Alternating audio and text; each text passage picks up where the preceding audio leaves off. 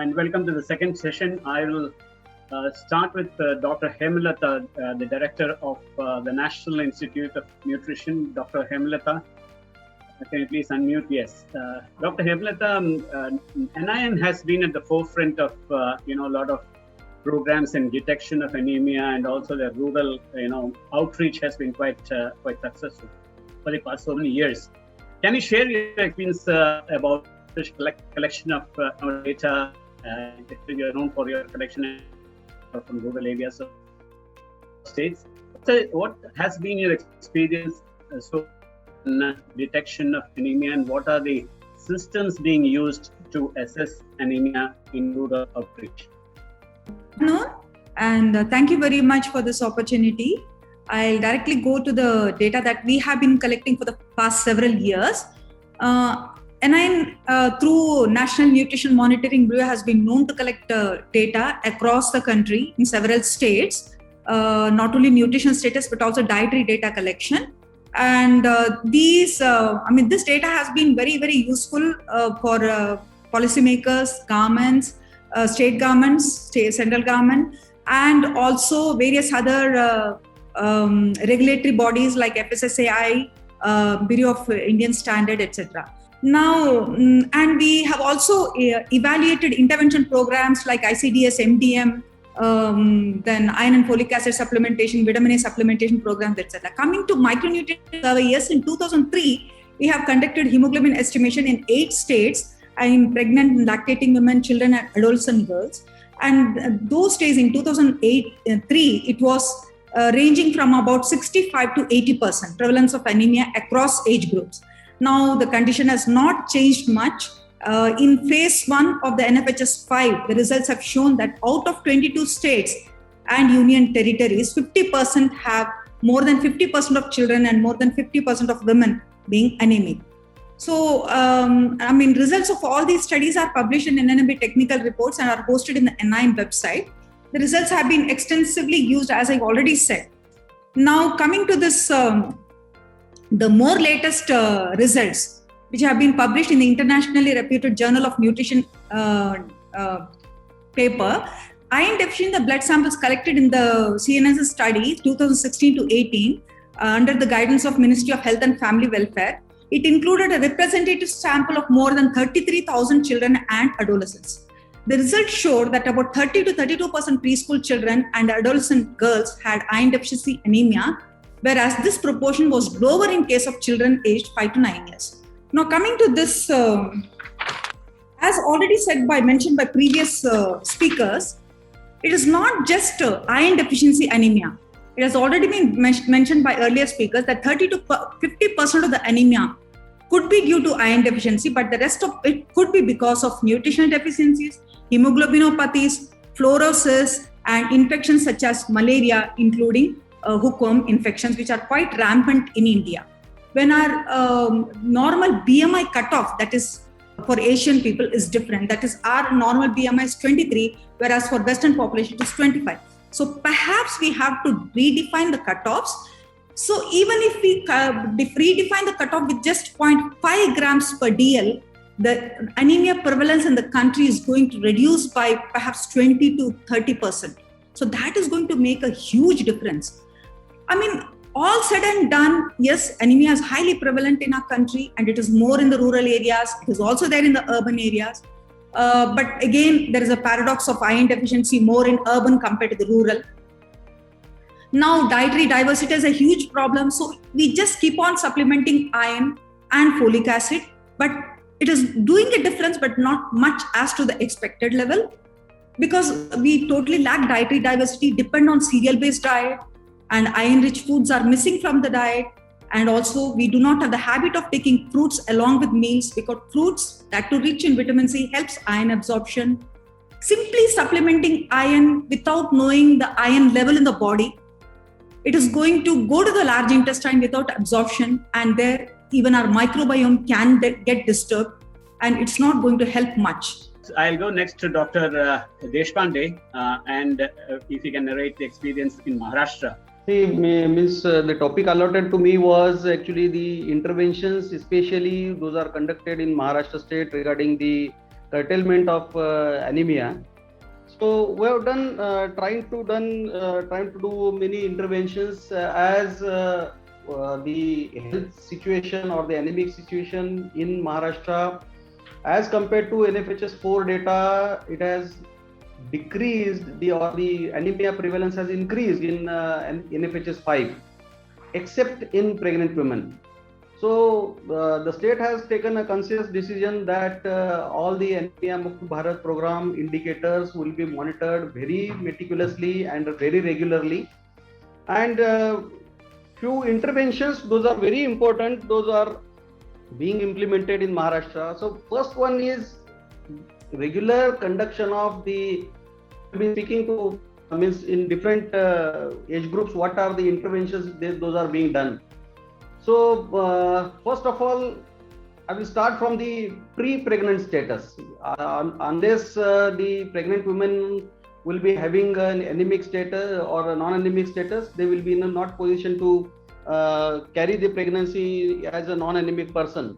So in pre-conception area only, we have started when the newly married couples or the before conception, we are ensuring that in 10 districts of the state, the anemia should be monitored regularly and they should be treated if the status is anemic, so that when the pregnant woman gets, the woman gets pregnant, then it should not be having anemia.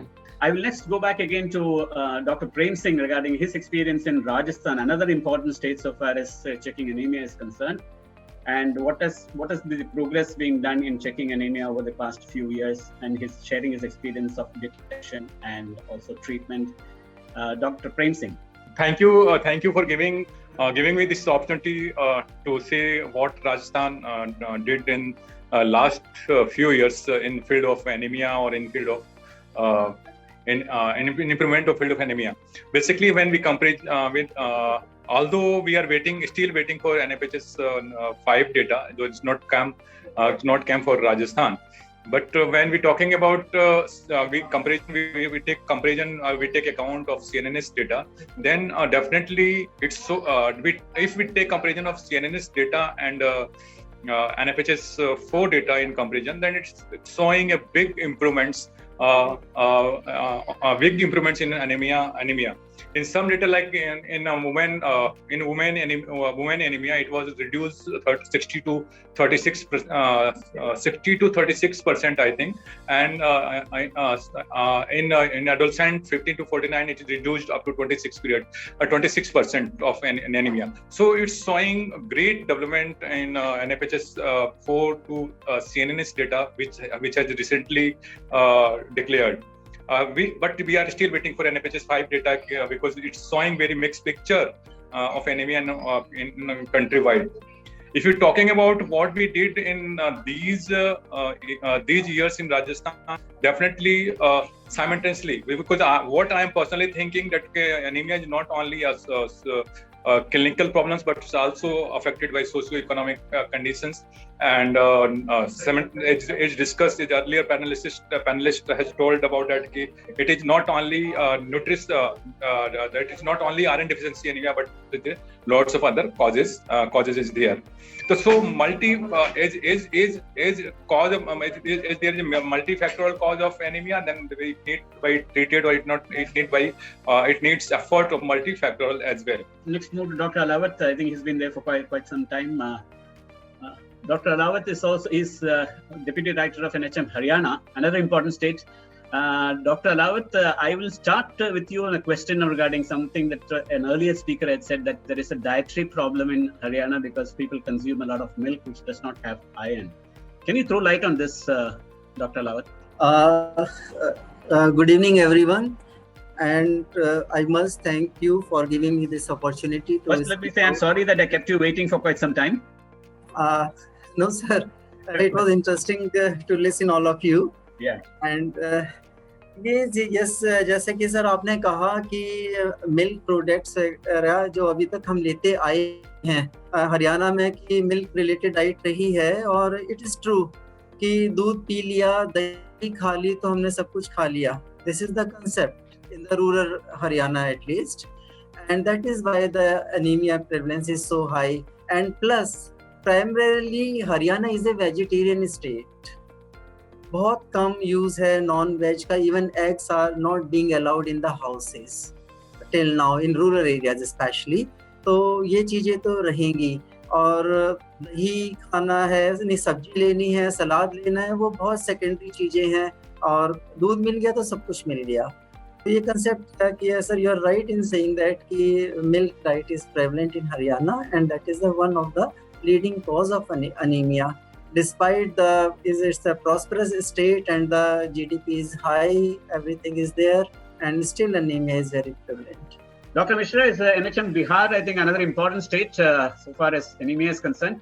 So can you share your experiences? And I would also like you to share your experiences about how this anemia program got effect in the days of the lockdown. Good afternoon, sir, everyone. The Anemia Mukt Bharat program was started. We started implementing in probably September 2019. So it was quite a late state to start with. And but the other components like iron folic acid supplementation to pregnant women and am I audible? Yes. So pregnant women and lactating women. So that has been for the years. But then WIFS program, weekly iron folic acid supplementation to the adolescent girls and children of the 10 to 19 age group was started in say February 2019, and the children 6 to 59 months and 5 to 9 year age group, they were given iron folic acid syrup with auto dispenser and pink tablet. It started in late 2019. Just so rate contract for iron folic acid syrup, pink tablet and a blue tablet and also a red tablet, it was there. And we started working. What I noted after working, I have been working with the National TB Elimination Program, the erstwhile revised National TB Control Program basically. So it was a very robust supply chain management system. So real-time data entry on the Nikshay portal. So I was struggling how to have information what is going on in the field. And very soon I realized that there were two problems in Bihar. Like I was very much happy that Andrew was saying about from Maharashtra that they have non-invasive technique being used for the hemoglobin testing at the VHSND sites and invasive technique at the PHC or the higher centers. So it was so inspiring for me. I would like tomorrow we will be having a meeting with the Bihar Medical Services and Infrastructure Corporation Limited. So I will raise that we have failed to even finalize the rate contract for the invasive hemoglobinometer. That is the tender was published. It was being discussed for 6 to 8 months. But finally the tender was cancelled, and it has been published in the month of March. So it is in the final stage, but I am looking forward that it will happen. And one last parting question to them, but before that, we would like to listen from Ms. Kashish Vora, who represents one of the most important nodal body of Anemia Mukt Bharat, that is NCAR committee. We would like to listen from her for everybody's better information, the role of NCAR and what are the current challenges what you are facing, particularly in the COVID times. Good evening, everyone. So first of all, I really want to thank HEAL Foundation for giving me the opportunity to speak in front of such eminent speakers. And I'm also in the process of learning a lot, in fact, from all seniors over there. As far as what Dr. Sadeep has asked us for. National Center of Excellence and Advanced Research on Anemia Control is basically housed at AIIMS, New Delhi, and they are providing the technical guidance and support to the Ministry of Health and Family Welfare in developing of policies and developing of evidence generation for Anemia Mukt Bharat program as such.